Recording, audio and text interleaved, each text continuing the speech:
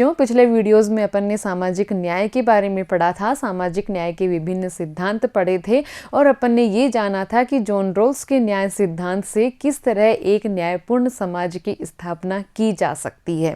अब वक्त हो चला है इस चैप्टर की प्रश्नावली की ओर बढ़ने का, तो चलिए लेते हैं इस चैप्टर के प्रश्नोत्तर।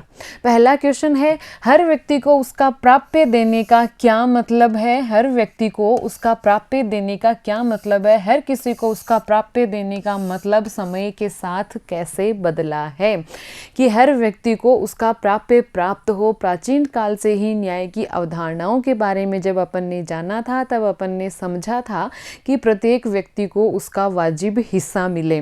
तो बात करते हैं अपन प्लेटो की कि कोई व्यक्ति जिन वस्तुओं, सेवाओं, अधिकारों आदि को प्राप्त करने का अधिकारी हो, वे सभी उस व्यक्ति की प्राप्य कहलाती हैं। मतलब प्राप्य क्या कहलाती हैं? जिन वस्तुओं को वो व्यक्ति प्राप्त करने का अधिकार रखता है वो वस्तुएं कहलाती हैं उस व्यक्ति का प्राप्य। प्लेटो के समय किसी व्यक्ति का वाजिब हिस्सा प्राप्त करना ही उसका प्राप्य था, अर्थात वस्तुएं ही प्राप्य में आती थी।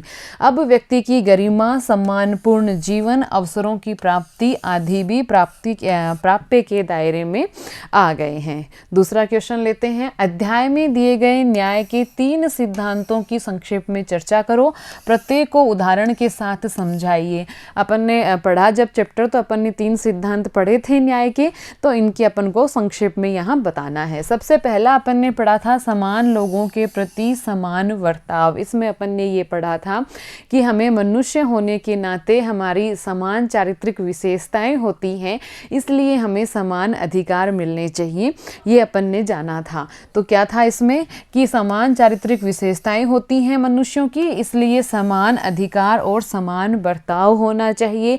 उदाहरण के तौर पर अपन देखें तो अगर कोई व्यक्ति, 2 व्यक्ति चाहे वो अलग अलग धर्म के हैं, अलग अलग जाति के हैं, अगर एक जैसा काम करते हैं तो उनको वेतन एक जैसा मिलना चाहिए। महिला और पुरुष दोनों एक ही काम कर रहे हैं तो उनको भी वेतन एक जैसा मिलना चाहिए। ये सिद्धांत था समान लोगों के प्रति समान वर्ताव। दूसरा क्या था? दूसरा था समानुपातिक न्याय का सिद्धांत। इसका था कि योग्यता के अनुसार लाभ और संसाधनों का वितरण किया जाएगा, मतलब जो व्यक्ति जितना योग्य है उसको उतना दिया जाएगा। ये सिद्धांत अपन ने पढ़ा था। और कौन से सिद्धांत के बाद पढ़ा था? समान लोगों के प्रति समान वर्ताव के बाद में, क्योंकि समान लोगों के प्रति समान वर्ताव में अपन ने ये पाया था कि अगर समान लोगों के साथ समान वर्ताव किया जाएगा तो फिर बाद में योग्यता का निर्धारण कैसे होगा, जैसे अपन ने भर्ती परीक्षा वाली बात की थी। तो अब ये बात निकल कर आई कि जो व्यक्ति जितना योग्य है उस व्यक्ति को उतना ही दे दिया जाए उसकी योग्यता के अनुपात में। यानी कि विद्यार्थियों के अगर अंकों की बात करें तो जो जितना योग्य है वो विद्यार्थी उतने ज़्यादा अंक लेकर आ पाएगा, जो जितना अधिक अच्छा कार्य करता है उसको उतना अधिक उसका पारिश्रमिक मिलेगा। ये देखिए कक्षा के सभी विद्यार्थियों के प्राप्तांकों में भिन्नता। तीसरा सिद्धांत कौन सा था? विशेष जरूरतों का विशेष ख्याल। ये भी अपन ने पढ़ा था कि योग्यता के अनुपात में तो हम संसाधनों का वितरण कर देंगे, लेकिन फिर जो विकलांग हैं, जो वृद्धजन हैं, जो अनाथ हैं, जो बेबस हैं, असहाय हैं, उनका क्या होगा? इसलिए ये सिद्धांत निकल कर आया था कि बेशक समान लोगों के प्रति समान वर्ताव का सिद्धांत भी अपनी जगह उचित है, फिर परिस्थितियों को देखते हुए समानुपातिक जो अपन कहें कि न्याय का सिद्धांत है वो भी उचित है। और अब क्या करना है हमें? जो लोग विशेष आवश्यकता से ग्रस्त हैं जैसे कि विकलांग हैं तो उनका हमें विशेष ख्याल भी रखना है, यानी कि औरों से ज़्यादा उनको थोड़ी सी सुविधाएं भी देनी है। तो जैसे कि विशेष जरूरतों या विकलांगता वाले लोगों को विशेष सहायता, उदाहरण क्या हो गया कि अनुसूचित जाति और अनुसूचित जनजाति को इसी न्याय के सिद्धांत के तहत हमारे संविधान में आरक्षण दिया गया ताकि ये जो वर्ग हैं वो भी समानता के स्तर पर आ सकें और न्याय का लाभ उठा सकें। अगला क्वेश्चन लेते हैं, क्या विशेष जरूरतों का सिद्धांत सभी के साथ समान वर्ताव के सिद्धांत के विरुद्ध है? नहीं, बिल्कुल विरुद्ध नहीं है, क्योंकि समान वर्ताव का सिद्धांत भी न्याय की स्थापना करता है और विशेष जरूरतों का विशेष ख्याल वाला सिद्धांत भी न्याय की स्थापना करता है। विरुद्ध क्यों नहीं है? विरुद्ध इसलिए नहीं है कि समान लोगों के साथ समान वर्ताव हम तभी कर पाएंगे जब सारे के सारे व्यक्ति समान स्तर पर आ पाएंगे। तो ये जो विशेष ज़रूरतों का सिद्धांत है ये सभी को समान स्तर पर लाने का प्रयास करता है। यानी कि जो विशेष आवश्यकताओं वाले वर्ग हैं, जो पिछड़े वर्ग हैं, उनको विशेष सहायता देकर उनकी ज़रूरतों का विशेष ख्याल रखकर उनको समानता के स्तर पर लाया जाएगा। और जब सब समानता के स्तर पर हों तो कोई दिक्कत नहीं है, समान लोगों के साथ समान बर्ताव। देख लेते हैं, असहाय, वंचित वर्ग, विकलांगता आदि को न्याय दिलाने के लिए आवश्यक है कौन सा सिद्धांत? विशेष ज़रूरतों का सिद्धांत। ये सिद्धांत न्याय को बढ़ावा ही देता है।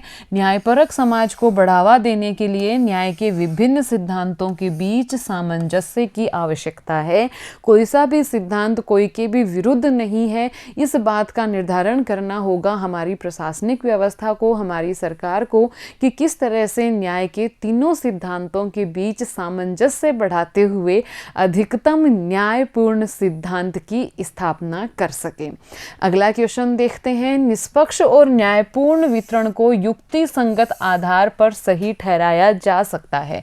रोल्स ने इस तर्क को आगे बढ़ाने में अज्ञानता के आवरण के विचार का उपयोग किस प्रकार किया कि निष्पक्ष और न्यायपूर्ण वितरण अगर किया जाए तो वो युक्ति संगत होता है। देखते हैं अपन। रोल्स आशा करते हैं कि समाज में अपने संभावित स्थान और सामर्थ्य के बारे में पूर्ण अज्ञानता की दशा में प्रत्येक व्यक्ति अपने स्वयं के हित को दृष्टिगत रखकर निर्णय करेगा। रोल्स ने क्या माना था? आपको याद होगा जॉन रोल्स का न्याय सिद्धांत बहुत इंपॉर्टेंट सिद्धांत है। तो रोल्स ने ये माना था कि जब व्यक्ति को पता ही नहीं होगा कि उसकी समाज में स्थिति क्या है, उसकी आर्थिक स्थिति क्या है, वो गरीब है या वो अमीर है, वो रोज़गार उसके पास कोई है या वो बेरोज़गार है, तो व्यक्ति अपने आप को सबसे हीनतम स्थिति में रखकर देखेगा। वो वहाँ पर जोखिम नहीं लेना चाहेगा, इसलिए वो हीनतम स्थिति वाले व्यक्ति को अधिकतम लाभ देने का प्रयास करेगा। तो ऐसे में न्याय जो वितरण है वो क्या होगा? न्यायपूर्ण और निष्पक्ष होगा, क्योंकि व्यक्ति को पता ही नहीं है कि वो किस वर्ग से है, इसलिए पक्षपात करने का तो कोई मतलब ही नहीं रह जाता। तो देखते हैं अपन, अज्ञानता के आवरण में व्यक्ति समाज में अपनी सामाजिक, आर्थिक आदि स्थितियों से अनभिज्ञ होता है। ऐसे में निष्पक्ष और न्यायपूर्ण नियम बन पाएंगे, क्योंकि जब व्यक्ति को यही नहीं पता कि वो समाज में किस वर्ग में है तो वो किस वर्ग के साथ पक्षपात करने का प्रयास करेगा। तो इसलिए जो न्याय का सिद्धांत है वो अगर वो व्यक्ति बनाएंगे जो कि जानते ही नहीं है कि समाज में उनकी स्थिति क्या है, आर्थिक स्थिति क्या है, तो वो न्यायपूर्ण और ज़्यादा निष्पक्ष बन पाएगा। आमतौर पर एक स्वस्थ और उत्पादक जीवन जीने के लिए व्यक्ति की न्यूनतम बुनियादी ज़रूरतें क्या मानी गई हैं? इन न्यूनतम को सुनिश्चित करने में सरकार की क्या जिम्मेदारी है? जैसे कि अपन ने पढ़ा भी था कि ये एक बहुत बड़ी समस्या आ जाती है कि न्यूनतम जो बुनियादी आवश्यकताएं हैं, न्यूनतम बुनियादी ज़रूरतें हैं, तो किन किन ज़रूरतों को अपन न्यूनतम बुनियादी ज़रूरतों में रख सकते हैं। इस तरह का एक सवाल भी मैंने आप लोगों को दिया था कि आपको इस पर सोचना है, समझना है।